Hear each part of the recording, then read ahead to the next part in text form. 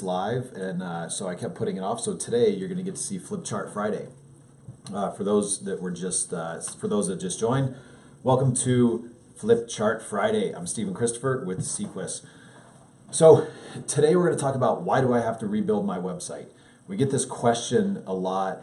People say, oh, like my website's 3 or 4 years old. Can you just revamp it? Can you just update it? Like, why do I actually have to rebuild it? And so I want to just shed a little bit of insight as to why you would need to rebuild it, and why there's some truth that you see to when you talk to a new marketing company or a current marketing company, they say, well, you should probably rebuild. Hopefully this will kind of give some insights onto that. So why do I have to rebuild? You're not trying to keep up with just your competition when it comes to your website. You're trying to keep up with people like Amazon, Apple, Nike, iPhone, Samsung, different tablets. That's who you're really trying to keep up with, because people are used to using certain websites and they're used to navigating a certain way. And when your website is outdated, 3, 4, 5 years old, people aren't used to navigating that way anymore, and the people's patterns have changed. So we have to keep up with these types of sites. We have to keep up with what the market wants in a website in order for it to be really relevant, in order for it to be able to convert.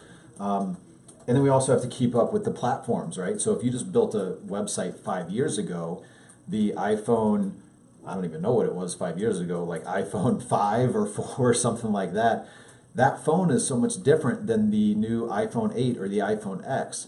And a website that was built 5 years ago for the iPhone 5 or 6, it's not going to interact the same. And your web company didn't know what technology was coming out next. So that's one of the reasons why you have to rebuild your website. So let's talk just real quick about like kind of what that looks like, and why a lot of times you can't just update your website as opposed to having to build a new one. So I'm going to use this analogy of a house. So say you get a house, or you go to look at a house that was built in the 70s, right?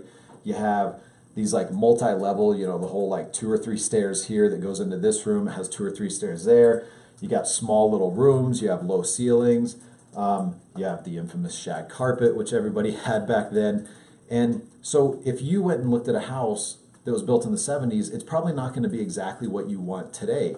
And in order to make that house something that you would want today, or a majority of people would want today, you'd have to do some major changes. I mean, you'd have to rip out walls, you'd have to redo parts of the slab, you'd have to get rid of that multi-level, and that's a lot of work. And so you're basically sometimes better off just tearing the thing down and rebuilding it. And that's kind of how the website thing works, because if you wanted to move certain things around in that 70s house, you'd probably have to remove load-bearing walls, and the cost of doing that is very high. And at the end of the day, you might not still get the exact result that you want, so you might be better off just completely rebuilding. And that's the same thing with a website.